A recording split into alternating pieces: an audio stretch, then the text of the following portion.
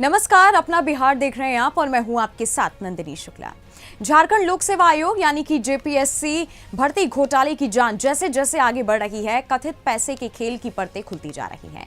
CID की पूछताछ में अभय तिवारी के बयान के आधार पर भर्ती प्रक्रिया में कथित तौर पर करोड़ों रुपए की वसूली और अभ्यर्थियों की पास कराने का दावा सामने आया है।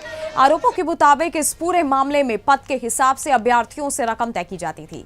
अभय तिवारी ने कथित तौर पर सीआईडी को बताया कि अभ्यर्थियों से वसूली गई रकम में से 1 करोड़ रुपए उसने खुद अपने पास रखे थे।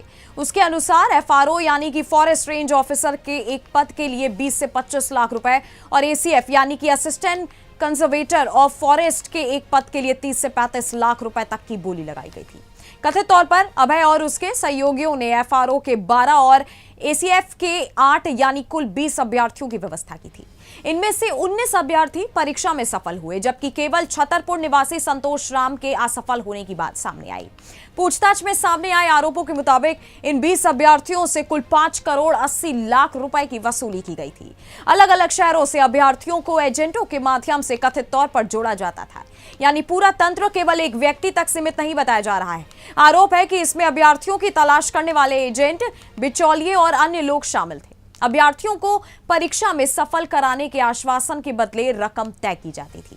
आपको बता दें कि इस मामले में किंग्याक्ते का नाम भी सामने आ रहा है। आरोप है कि अभय और उसके लोगों ने कथित तौर पर 20 अभ्यर्थियों से रकम वसूलने के बाद परिणाम अपने पक्ष में कराने की कोशिश की। जांच में यह भी आरोप सामने आया है कि किंग्याक्ते ने कथित तौर पर दबाव डालकर परिणाम निकलवाया। हालांकि इन आरोपों की अंतिम पुष्टि जांच और न्यायिक प्रक्रिया के बाद ही होगी। जांच में अभय तिवारी की कथित आर्थिक गतिविधियों का पुराना रिकॉर्ड भी महत्वपूर्ण माना जा रहा है।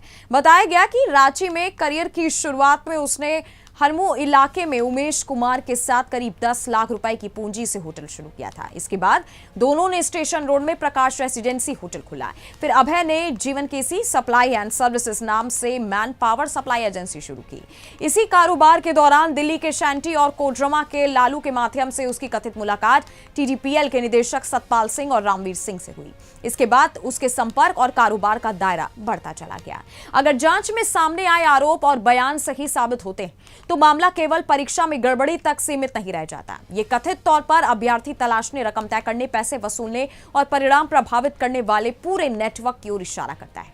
अब सीआईडी की जांच के सामने सबसे बड़ा सवाल यही है कि 5 करोड़ रुपए की रकम कहां गई, किस किस तक पहुंची, परिणाम को प्रभावित करने में और कौन कौन लोग शामिल थे, और क्या 19 अभ्यर्थियों की सफलता के पीछे इसी कथित नेटवर्क की भूमिका थी।